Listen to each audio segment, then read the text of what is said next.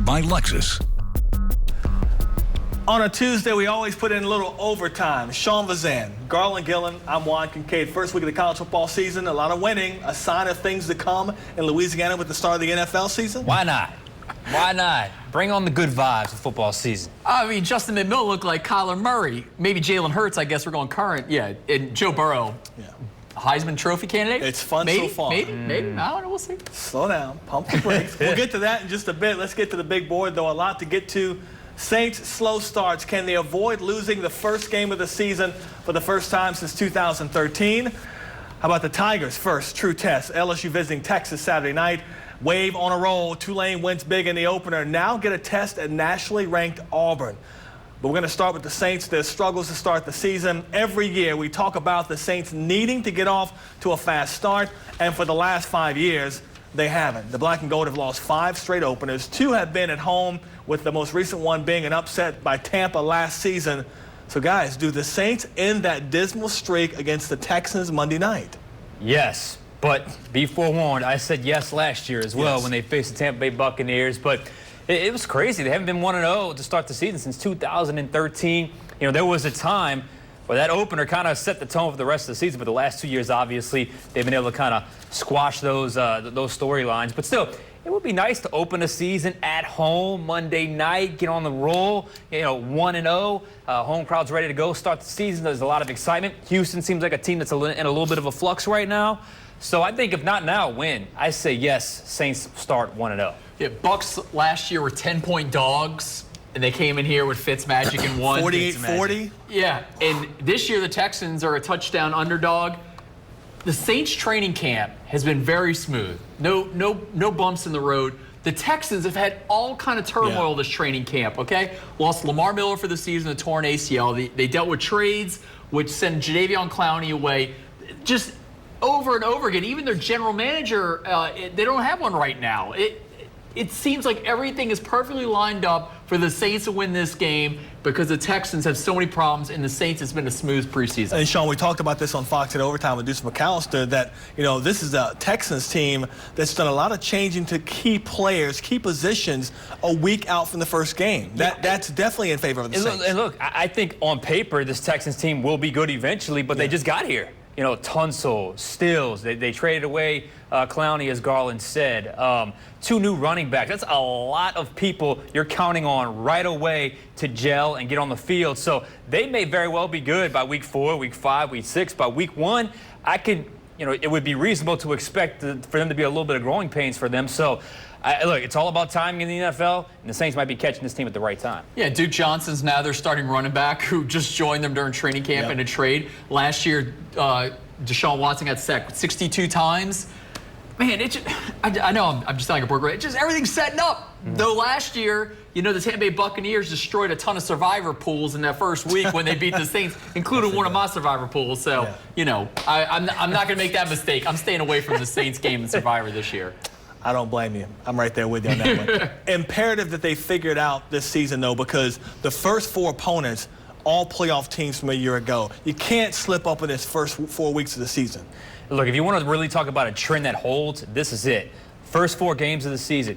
Every year they've been 3-1 or better, gone to the playoffs, made a run in the playoffs.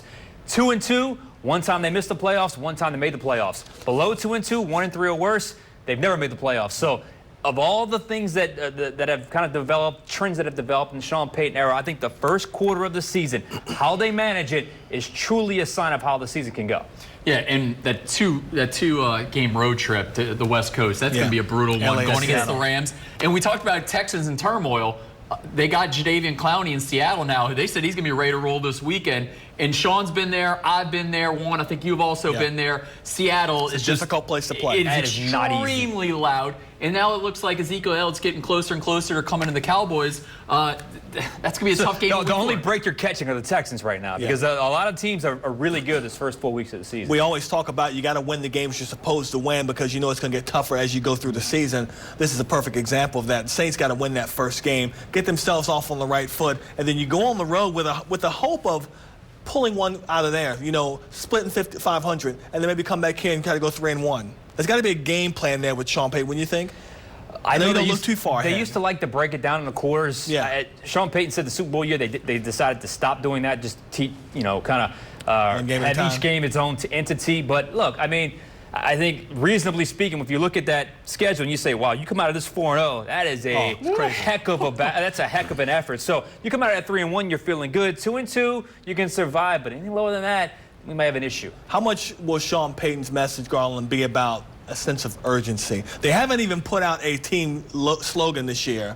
I think but obviously they didn't want to do it this year, but sense of urgency, is it coming from Sean Payton? Is that what he's preaching in his first week going to the regular season? Well, they definitely can't say the doubters are against them, okay? Everybody's picking them as their Super Bowl choice or to be at least in the NFC title game. I know ESPN did a bunch of mocks. And the Saints won the Super Bowl in that. So no one can say they're against us. Everybody is with the Saints as they were last year because a lot of people thought they were going to win it last year, except for something that happened in the Dome in the NFC title game. Look, everyone knows the stakes. So Sean Payton can say it, but the players have to buy in. It has to really come from them.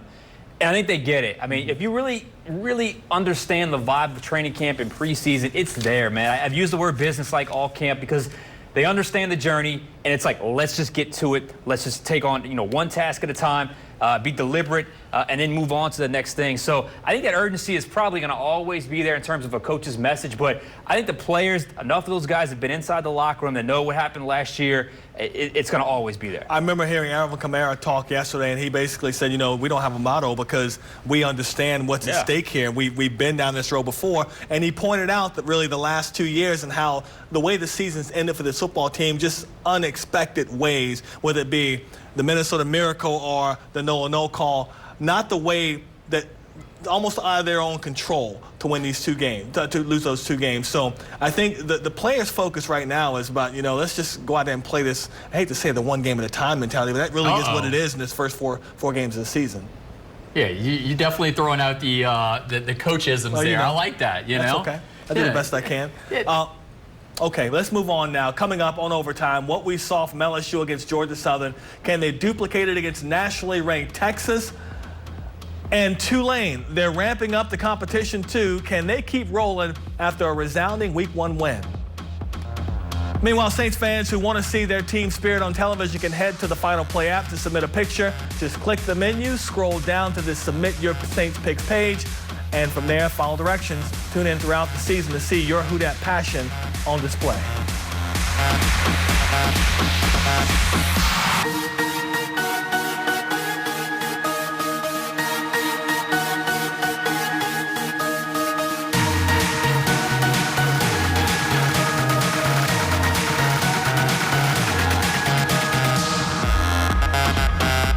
Sponsored by Lexus.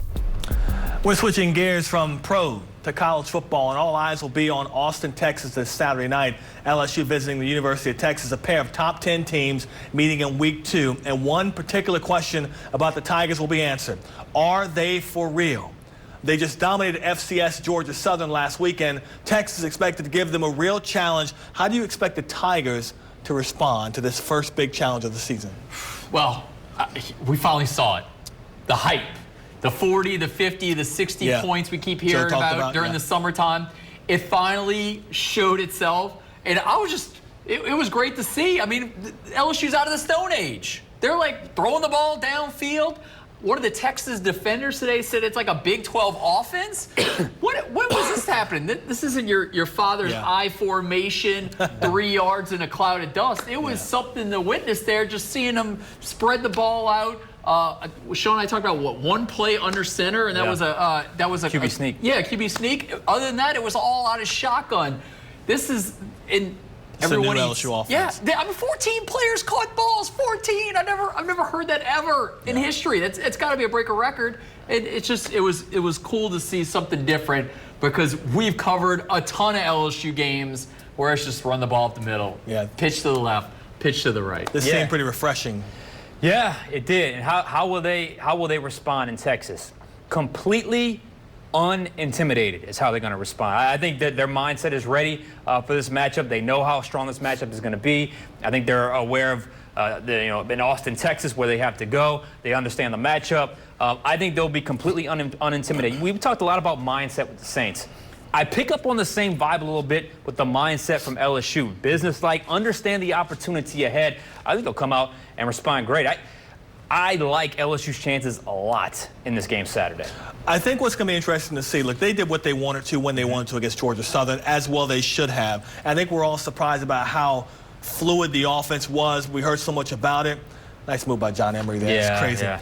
But I wonder how much their offense, the hurry up, the fast pace, will it change it all against Texas? Well, I know they said they didn't use hardly any of the offense, the plays in the playbook, so they'll be a little bit more creative this time around. But I wonder how much more they can be creative based on the opponent's going to be a lot better than what they just played. Look, I did a film study.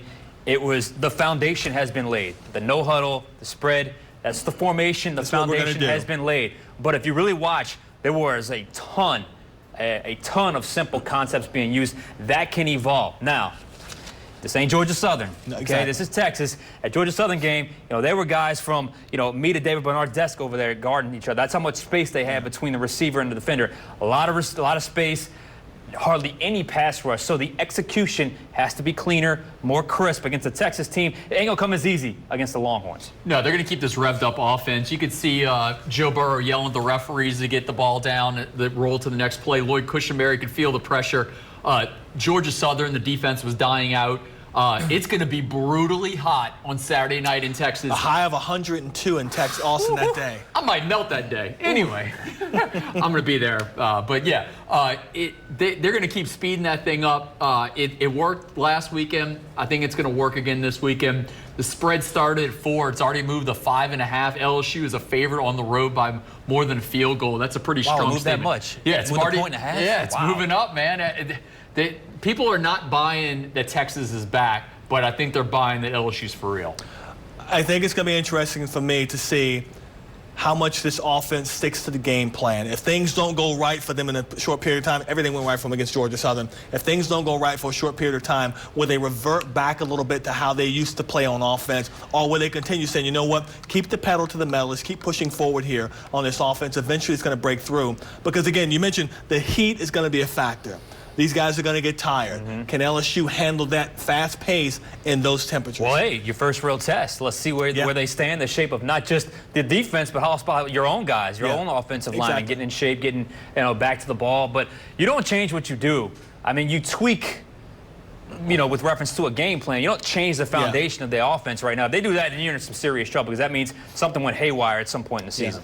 Yeah, since training camp, Coach Orgeron said the other night that Ensminger and Joe Brady, he leaves the office at 10 at night, Coach Orgeron does, and they're still there. He gets to work the next day at 6 a.m., Ensminger and Brady are still there. They have planned every moment leading up to this game because they showed a little against Georgia Southern. They're going to throw the whole phone book at them on Saturday. There's some things that I think Texas doesn't know what's going to hit them, and I think it's going to hit them hard on Saturday. I wonder how dominant Dave Aranda's defense can be against Texas, who have a pretty good quarterback in Erlinger, but I don't think they have as many weapons offensively as LSU does. But I think it's a good first early season test for this defense to see if they are for real. Yeah, and look, the offense got the headlines, but when I look at that LSU defense, I think that is a modern, dominant defense in college football, the way they are built. And hopefully they prove me right against Texas. But Sam Ehlinger is a good quarterback.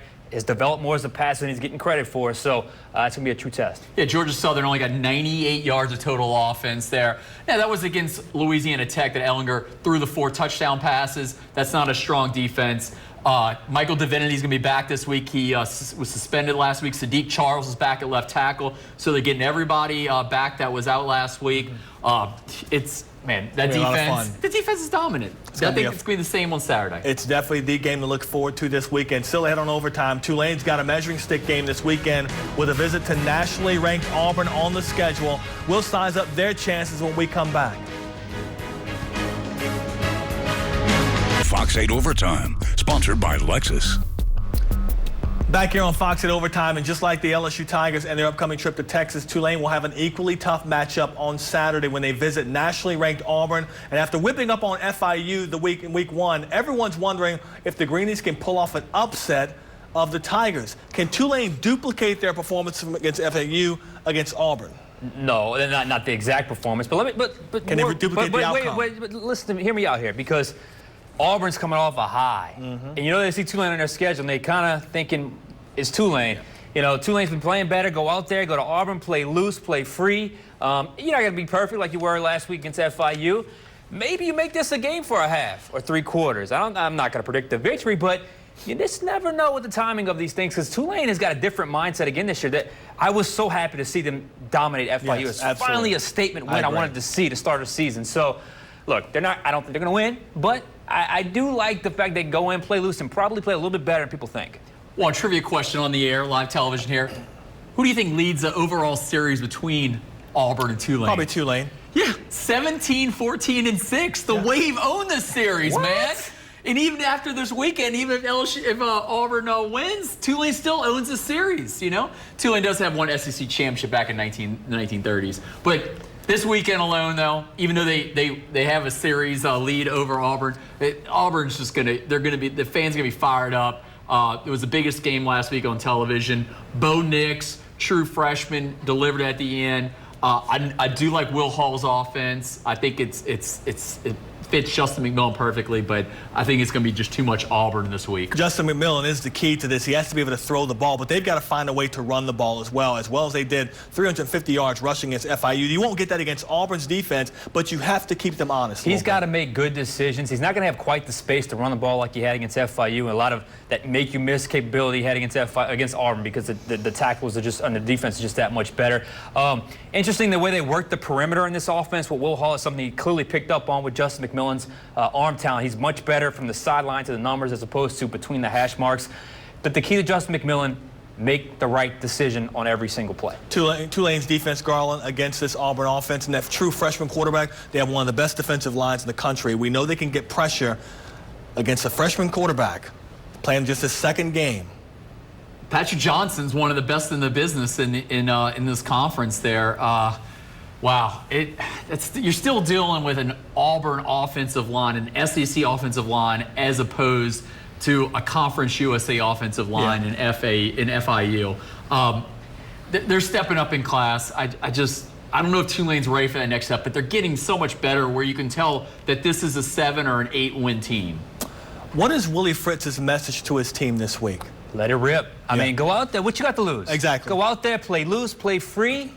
You never know what will happen. See how it all stacks up in the total. Yeah, and Tulane's going to get paid either way, okay? You know, they're getting paid a lot of money to go to Auburn, but this is a non-conference game, so if they don't win it, so be it. They still, the main goal is to win the American, and right now, I mean, they looked up there with UCF and Houston, all those teams. They're going to be fighting for that title come November, December. It's going to be a fun game to watch up in the Plains as well. It's another busy weekend for college football. The Southeastern Bethune-Cookman game, by the way, it's been canceled because of expected effects from Hurricane Dorian in Daytona. The Tigers and Longhorns will kick off at 6:30 in Austin. At the same time, Tulane and Auburn will meet on the Plains. And Nichols, they will have the weekend off, playing again next weekend. Coming up, from a kicker to a tanker to a dreamer, everybody will have their final say next.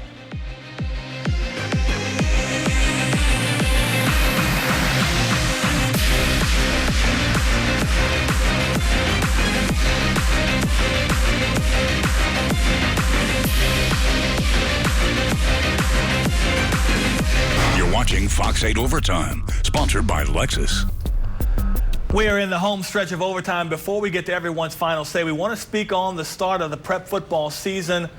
This season gets underway this week, and with week one has the Railroad Classic on deck. St. James, West St. John, Garland. That's a big game down there. No doubt it's a huge game down there. And St. James is one of the top teams in Class 3A. West St. John's one of the top teams in Class 1A. They're separated by 10 miles. Everybody knows each other. Cousins. A lot of Cousins involved in both teams. They said a lot of them told me they're shutting down social media this week. They're staying away. The head coach said he's staying away from the grocery stores, the gas station, because everybody wants to talk about this game. Pookie and Nuck Nuck all getting together. Can't wait for that. Now let's get you right to our final say. Sean Bazan, he's going to lead us off. That lead off. All right. So there was a signing in the NFC South a few days ago that has me a little concerned. The Falcons brought back kicker Matt Bryant. I say this because if you follow me on Twitter and you read me during a Saints-Falcons game, you know that guy never, ever, ever misses a field goal against the Saints. I swear he's made what's felt like 1,000 against them. That's only half hyperbole. The Falcons moved on from him this offseason only to bring him back recently. And look, Atlanta has their issues. The Saints are without question better. But win or lose, we've all seen those Saints slayers over the years. Guys, for whatever reason, somehow always manage to do well against your black and gold. You know, the Steve Smiths, the Golden Tates, the Glover Quinns. Well, on that roster, Matt Bryant would be the kicker. So just beware. Tank for Tua. That's what the Miami Dolphins are doing, but the organization won't admit it. In the last week, the Finns traded their two best offensive players, tackle Laramie Tunsil and receiver Kenny Stills. In return, they got first rounders in 2020 and 2021 and a second round pick in 2021. That's planning for the future. They're using journeyman quarterback Ryan Fitzpatrick, a guy who's probably way past his prime. Head coach Brian Flores was asked directly if they're tanking. His response, this game means a lot to me. I wouldn't disrespect the game. We're not. We're going to try to win every game. Coach, keep telling yourself that. But we know you're tanking for quarterback Tua Tagovailoa, and Vegas knows this. They put Miami's win total at 4.5 games, the lowest in the league. With the first pick in the 2020 NFL Draft, the Dolphins take. It almost happened again to Team USA. The men's basketball team almost lost to Turkey at the World Cup.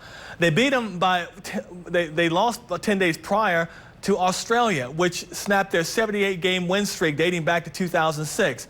That year, Team USA won the bronze medal in the World Championships. This year, they're flirting with being second or third best again. Man, 1992 seems like such a long, long time ago, doesn't it? Back then, the Dream Team made the world take notice of just how much better America was at playing a game that was invented in America. Jordan, Bird, Magic, Barkley, Malone, the rest of the game's best players back then had been replaced by Harrison Barnes, Jaylen Brown, Joe Harris, Mason Plumlee, and a bunch of other nice players thrown in. It's hardly a team that'll strike fear in the opponent. LeBron, AD, Kyrie, Steph, and other NBA headliners. Are you listening? Are you watching what's on the court now? Y'all choose to do other things instead of representing the stars and stripes. Once upon a time, this was unheard of, and it should still be seen as unacceptable. If only they valued playing for their country as much as they value playing for that next big contract. We'll be right back here in the same time slot tomorrow night for the return of Game Plan. Take a deep dive into the Saints and Texans matchup, get expert analysis from Jeff Duncan, and Chris Hagan has you covered when it comes to fantasy football. Everything you need to know from Week 1 right here on Fox 8's Game Plan, Wednesday nights at 10:35. And that's our show for tonight. For all of us here at Fox 8, thanks for watching. Our next newscast is at 4:30 in the morning. Have a great night. This has been Fox 8 Overtime, sponsored by Lexus.